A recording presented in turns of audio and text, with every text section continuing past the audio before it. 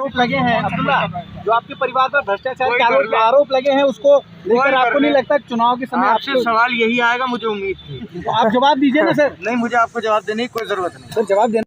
गुरुवार को समाजवादी पार्टी के वरिष्ठ नेता रामपुर के सांसद आजम खान के बेटे अब्दुल्ला आजम खान ने स्वार विधानसभा सीट से एक बार फिर समाजवादी पार्टी के टिकट पर अपना नामांकन पत्र दाखिल किया।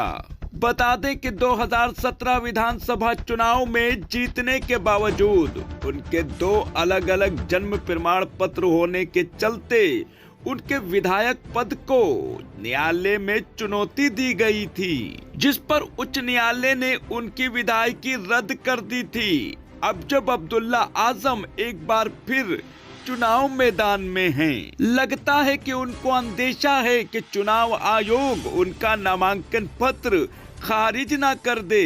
शायद इसलिए उनकी माता आजम खान की पत्नी रामपुर शहर विधायक डॉक्टर तंजीन फातिमा ने भी स्वार सीट से सपा के टिकट पर अपना पर्चा दाखिल किया है। नामांकन करने के बाद ये पूछे जाने पर कि आजम खान की गैर मौजूदगी में चुनाव लड़ना कैसा लग रहा है, तो उन्होंने कहा कि लोकतंत्र में जनता की अदालत सबसे बड़ी होती है।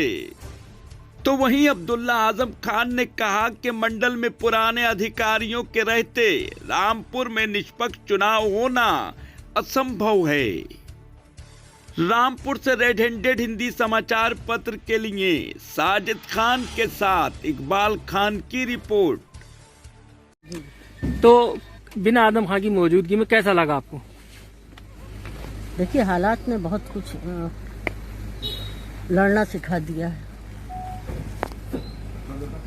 जी। बता दिया मैंने आपको, हालात ने सिखा दिया है। मतलब कुछ दुश्वारियां हुई नामांकन करने में? नहीं, कोई दुश्वारी नहीं। आपने कहाँ से नामांकन किया है? स्वार से। तो आपके बेटे साहब का, अब्दुल्ला जी का? हमारे बेटे साहब ही इलेक्शन लड़ेंगे। अच्छा, इंशाअल्लाह। क्या अपील करना चाहेंगी जी? क्या अपील करना चाहेंगी जनता से? कुछ भी अपील नहीं करना चाहूंगी, बस जनता जुल्म के खिलाफ खड़ी हो जाए और लोकतंत्र में जनता ही सबसे बड़ी अदालत है। हम जनता की अदालत में जा रहे हैं। जो भी जुल्म हमारे साथ हुए, आपके परिवार पे इतने जुल्म हुए, आजम खान साहब आज भी जेल में हैं, आप 10 महीने जेल में रही, आपका हाथ फ्रैक्चर हुआ, तो किस तरह से आपके मन में इस सरकार के प्रति आक्रोश है और क्या आप कहना चाहती हैं? मैंने बताया ना आपको कि मैं अब इस जुल्म के खिलाफ जनता की अदालत में जा रही हूँ। वक्त आ गया है, जनता खुद जवाब देगी। तो क्या मानती हैं, मतलब जो मामले दर्ज हुए हैं इनको किस तरह से देखती हैं? देखिए, इनका फैसला तो जाहिर है कि न्यायालय में होगा और न्यायालय में भी इंशाल्लाह सच्चाई सामने आएगी। जो सच है वो सामने आएगा। इस बार परिवर्तन होगा?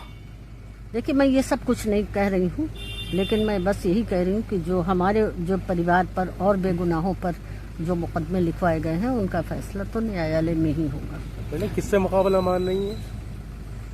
हमारा मुकाबला किसी से नहीं है इंशाल्लाह। रामपुर में 5 विधानसभा सीटों में से कितनी पर फतेह होगी? 5 पर।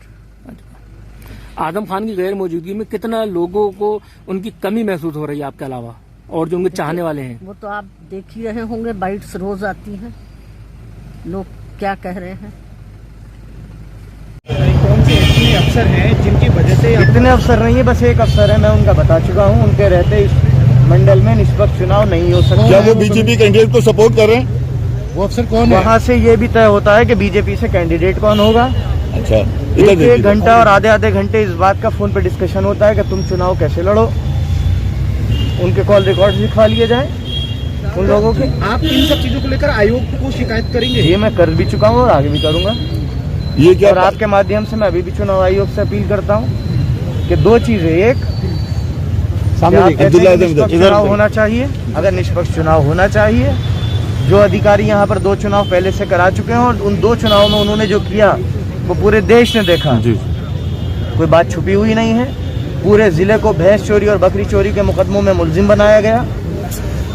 अब्दुल्ला अगर पुलिस ऐसे अधिकारियों को रहते चुनाव होगा तो मेरे ख्याल से चुनाव में निष्पक्ष। पुलिस से तीखी नोकझोंक हो गई आपकी, आपने कहा पुलिस गोली मार देती है। एक सेकंड। दूसरी बात, हम एक तरफ ये कहते हैं कि ज़्यादा से ज़्यादा वोट पड़े, लेकिन रामपुर में इस बात की पूरी कोशिश है कि वोट पोल ना होने दिया जाए, चाहे वो लोगों के झूठे चालान बनवाए जा रहे हों, रेड कार्ड बनवाए जा रहे हों, या बेगुनाह लोगों पर गुंडा एक्ट लगाकर जिला बदल किया जा रहा हो।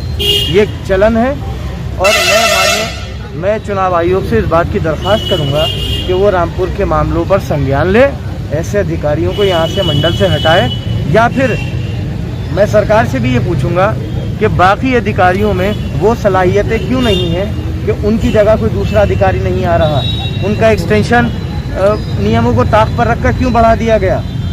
या तो बाकी अधिकारियों में कोई वो सलाहियतें ना हो, अगर हमारे पास वो ऐसे अधिकारी और मौजूद हैं तो दूसरे अधिकारी क्यों नहीं भेज दिए जाते, या उनके पास कोई खास सलाहियत हो तो उसका बताएं।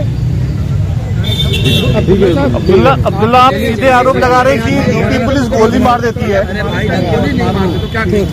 यूपी में जिस तरीके से पुलिस बेलगाम है, जिस तरीके से एक इंजीनियर को हजरतगंज जैसी जगह में मार दिया गया, जिस तरीके से मेरे पूरे परिवार के ऊपर मुकदमे लगाए गए, कि किससे छुपा है, किससे किया।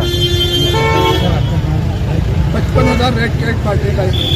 मैं कह तो रहा हूँ कि अगर लोगों को डराना है और उनका कि वो मतदान करने ना निकले, तो फिर मेरे ख्याल से वो जो हम कहते हैं कि लोग ज़्यादा से ज़्यादा वोट डालने निकले, लेकिन वो वादा वो दूसरी तरफ जागरूक भी कर रहे हैं कि ज़्यादा से ज़्यादा आप वोट डालिए। देखिए, जागरूक करना और एक चीज़ रिटर्न में किसी को देकर डराना बहुत फर्क हुआ। ठीक है, तो डर की वजह से अगर पोलिंग नहीं हुआ तो इसका कोई नुकसान फायदा? देखिए, लोकतंत्र फिर अगर पोलिंग ना हो, लोग डर की वजह से वोट न डालें, तो फिर लोकतंत्र का क्या फायदा। तो राजशाही है। अरे भाई, अब्दुल्ला, जो भ्रष्टाचार के आरोप लगे हैं, अब्दुल्ला, जो आपके परिवार पर भ्रष्टाचार के आरोप लगे हैं, उसको लेकर आपको नहीं लगता चुनाव के समय आपसे सवाल यही आएगा, मुझे उम्मीद थी। आप जवाब दीजिए ना सर। नहीं, मुझे आपको जवाब देने की कोई जरूरत नहीं। सर जवाब देना